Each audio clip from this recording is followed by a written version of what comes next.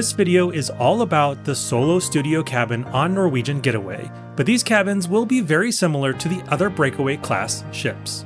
This cabin is about 99 square feet, so yeah, it's pretty small, but it's designed for solo cruising, and it can save you a ton because you're not paying a full double occupancy fare, also known as the Solo Supplement. And if you're watching this because you're debating your first solo cruise, I'm going to be really honest. This room can either feel like the perfect little cozy home base, or it can feel like a closet, depending on how you cruise.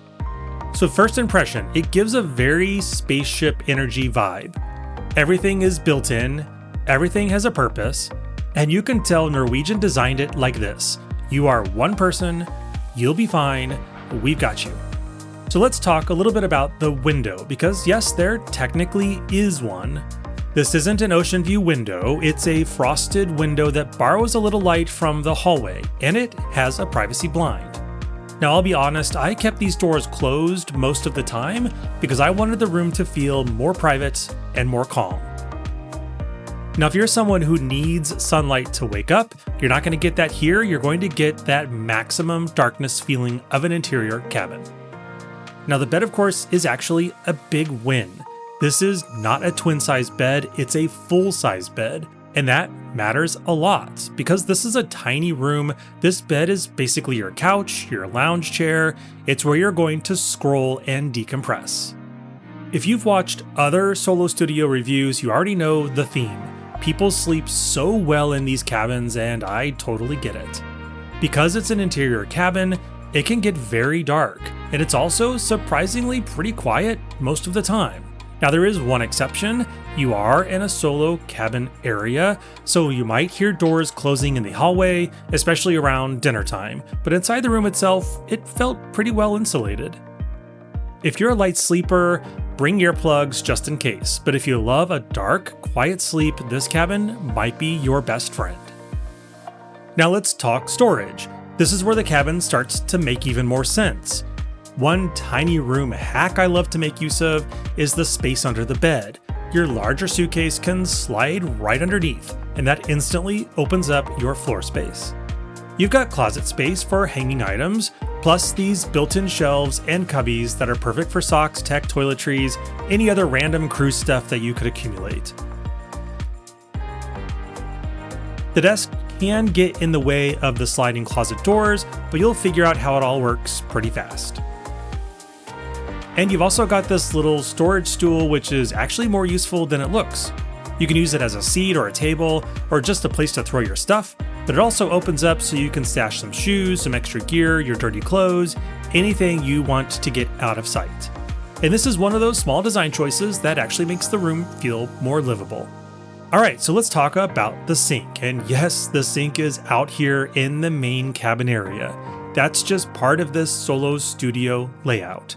And it's this narrow, kind of pill-shaped sink, and I'm not gonna lie, it can be a bit of a splash zone if you're not careful. So make sure you turn the water on low, aim it toward the back of the bowl, you'll be fine. If you blast it, you're gonna have water all over the floor. Now the good news, the shower space is actually pretty decent for what this cabin is. And the ventilation did a really great job keeping the steam from taking over the entire room. The toilet is in its own little enclosed space, which I really appreciated. Let's head down the hallway and out to the studio lounge. This is the part that makes the solo category different.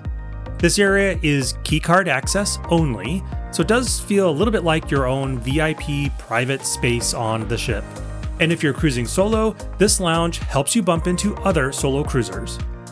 There's a 24/7 espresso and coffee machine, and that's one of those things that sounds small, but it's really great to just come here and grab a latte or an espresso whenever you want. There's also some snacks here throughout the day, and it becomes this easy stop in and go sort of spot. In the evening, there was also a bartender here for a couple of hours. That way it made it feel like your own little private happy hour. Back in the cabin, in a small room, little things definitely matter. The lighting in here matters, the charging area matters, You've got the basics covered, but I always recommend bringing a small, cruise-friendly charging setup because outlets can feel limited once you've got your phone, camera, battery packs, watch, everything going. I've linked my favorite cruise-approved charging block in the comments below. So day to day, here's the vibe. This is not the cabin where you're going to hang out for hours and host a party. This is a shower, sleep, recharge, drop your stuff, go out and enjoy the ship kind of cabin. If you cruise like that, it works really well. So who should book this? Well, here's my honest take. Book this solo studio if you want to cruise solo without paying the giant single supplement cost.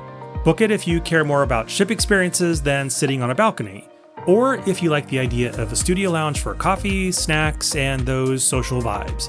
Or book it if you want a dark, quiet cave of sleep.